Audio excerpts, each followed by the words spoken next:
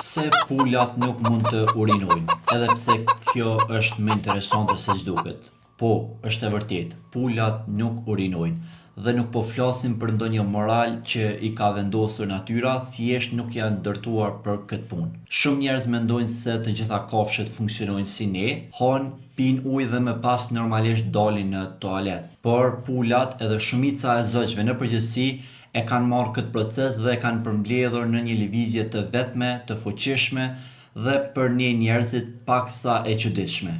E vërtet është që pulat nuk kanë shigës urine. Trupi i tyre është krijuar për efikasitet maksimal, sepse kur je një zog që duhet të fluturosh, edhe pse pulat nuk janë kampionë në këtë fushë, çdo gram peshë bën diferencë. Prandaj, në vend që të ruajnë lëngjet si ne, ato i transformojnë mbetjet në një substancë të bardhë të fortë që quhet acid urik. Dhe ja ku hyn pjesa më cool. Ky acid del i bashkuar me jashtëqitjen përmes një vrime të vetme që quhet kloaf. E njëjta vrimë përdoret edhe për vezë dhe për çiftim. Multifunksionalitetet në maksimum. Pra, ajo pika e bardhë që shen në jashtëqitjen e pulës nuk është ndonjë krem zbukurues, por thjesht urina e tyre.